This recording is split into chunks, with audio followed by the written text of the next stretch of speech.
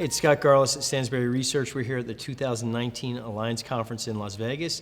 I am with Joel Littman, founder of Altimetry. Joel?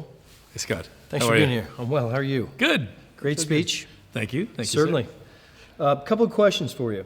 The first being, what incentives do Wall Street analysts have to paint a rosy picture of the markets? The same ones they've always had, and maybe not so much the market in aggregate. It's each individual stock. So when you think of a research analyst, analysts are paid to be close to management. That means there is a reluctance to ever say anything bad.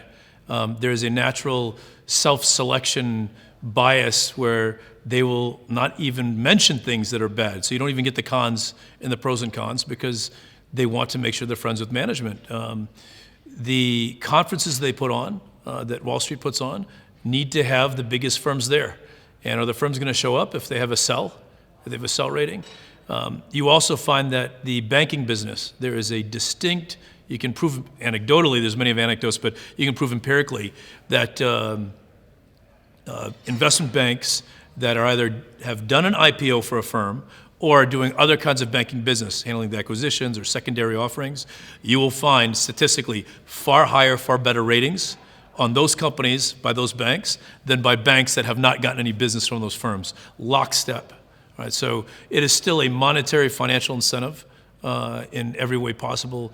It was that way 100 years ago. It's still that way today. Nothing's changed. You tell me they make better margins on banking fees?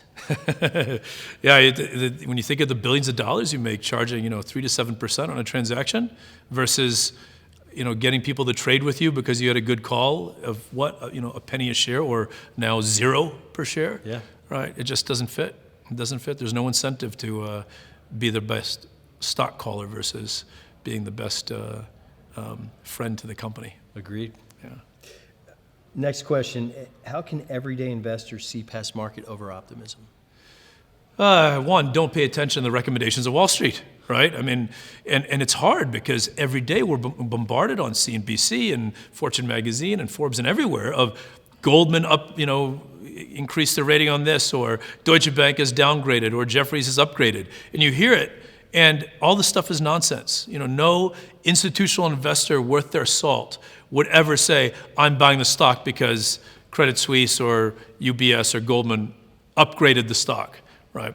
Now, they may go to the conference, they may want to get the industry information from what that sell-side analyst has to say. But no institutional investor would ever pay much attention to the target price, nor the EPS estimate, nor the buy-sell recommendation. Well, why should an individual investor do it if the best investors in the world wouldn't do it, regardless of what the financial press might say? Very fair. And then lastly, what's the financial metric you rely on most for your own investment research?